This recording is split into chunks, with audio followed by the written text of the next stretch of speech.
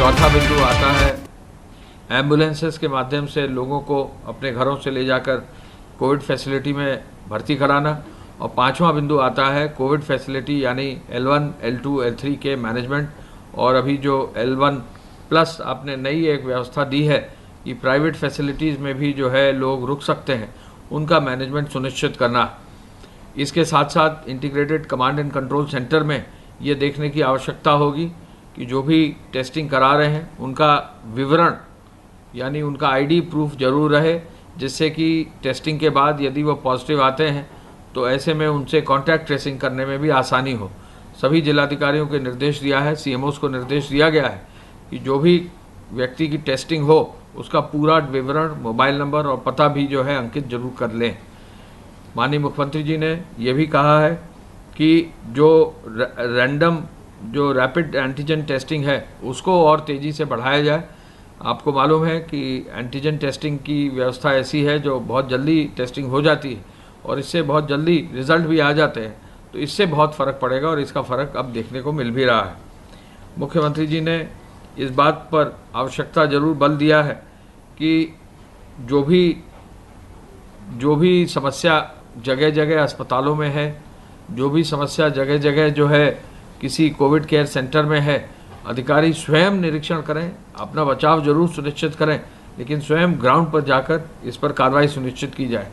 Integrated command and control centre में ये भी व्यवस्था रहे कि फ़ोन नंबर्स अवेलेबल रहें। यदि कोई भी पेशेंट के परिवार को कहीं किसी को कोई दिक्कत हो तो उसकी ज़रूर सूचना जो है लेकर उस पर कार्रवाई सुनिश्चित की जाए।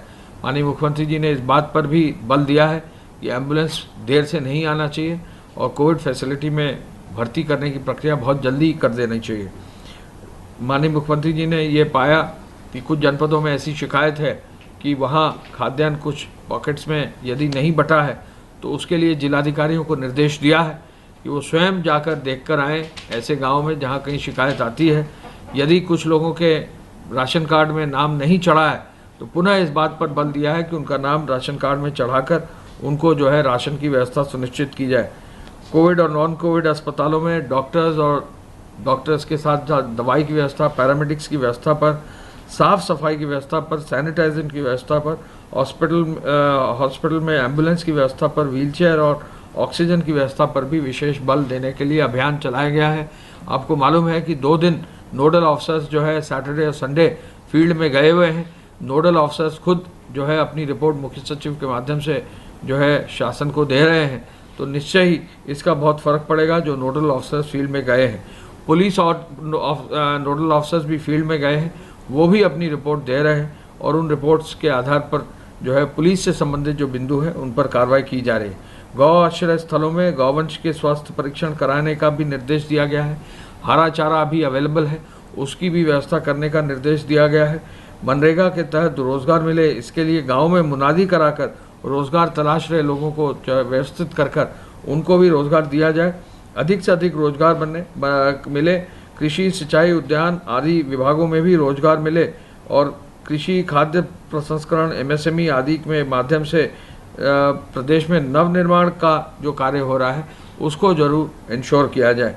मुख्यमंत्री जी ने ग्राम विकास, पंचायती राज, नगर विकास विभाग में स्वच्छता, सैनिटाइजेशन, फॉगिंग पर निरंतर बल दिया है। शुद्ध पेयजल पर भी बल दिया है। चिकित्सा शिक्षा एवं स्वास्थ्य विभाग को कहा है कि सीनियर डॉक्टर्स का, पैरामेडिक्स का राउंड जरूर हो। कोरोना की जंग में सोशल डिस्टेंसिंग और मास्क पहनना बहुत आवश्यक है, इस पर भीड़ इकट्ठा न हो। DGP साहब को ये निर्देश दिए हैं। पिछले दिन कल यानी शनिवार को भारी संख्या में चालान हुए हैं, तो ऐसे में लोग इस बात के लिए जागरूक हो जाएं कि यदि मास्क वो नहीं पहनेंगे तो उन पर कार्रवाई हो जाएगी। कल जो है शनिवार था, कल जो है प्रतिबंध लगे थे, फिर भी रोडवेज ने लगभग 4,318 बस चलाकर 5,15,000 यात्रियों को अपने गंतव्य स्थल तक पहुंचाया है। अब तक जो कैदी छोड़े गए हैं कोरोना की वजह से 18,053 हैं। अब तक जो बाल पेटी ऑफेंसेस में जुवेनाइल्स हैं वो लगभग 844 जो है करीब छोड़े गए हैं। अब तक जो कार्रवाई धारा 188 के अंतर्गत हुई है वो कुल मिलाकर जो है 1,15,861 हो गई है।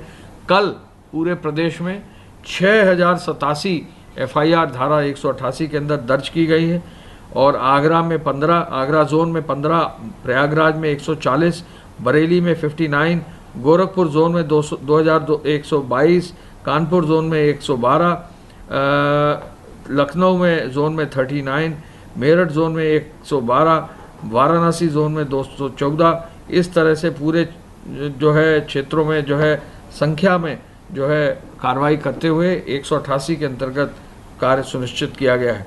एसेंशियल कमोडिटीज़ एक्ट में 753 FIR दर्ज कर दी गई हैं। 357 लोगों को अब तक गिरफ्तार कर दिया गया है। जो जुर्माना लगाया गया है वाहनों पर, वो काफ़ी संख्या में लोगों पर जुर्माना लगाया गया है। अब तक जो जुर्माना लगाए चेक किए गए वाहन हैं वो लगभग 9,98,96 लाख वाहन जो है अब तक चेक कर लिए गए हैं और 2,57,000 वाहन जो है सीज करते हुए 47 करोड़ 45 लाख रुपया जो है जमा करा दिया गया है। इसके साथ साथ हम ये भी आपको बताना चाहेंगे कि माननीय मुख्यमंत्री जी ने ये निर्देश दिए हैं कि पुलिस में, कारागार में, PSC में, बाकी सभी सरकारी कार्यालयों में प्रयास पूरा होना चाहिए। किसी भी सूरत में जो है कोई कोरोना ना फैले, इस पर विशेष जो है कार्रवाई सुनिश्चित करने की आवश्यकता है। पुनः इस बात पर बल मुख्यमंत्री जी ने दिया है कि पूरे प्रदेश में हर जनपद में integrated command and control centre बने। कोई भी व्यक्ति, कोई भी पीड़ित व्यक्ति, कोई भी जो है बीमार व्यक्ति, कोई भी बीमार व्यक्ति से जुड़े व्यक्ति जो हैं उनको यदि कहीं भी कोई शिकायत हो तो उन integrated command and control centre के फ़ोन नंबर्स पर जो है वो सूचना दे सकें। इस तरह की व्यवस्था करने का निर्देश समस्त जनपदों में दिया गया है और कोशिश की जा रही है कि आज इसको पूरा कर लिया जाए और कल से इसका पूरा डिटेल में रिव्यू किया जाएगा। धन्यवाद।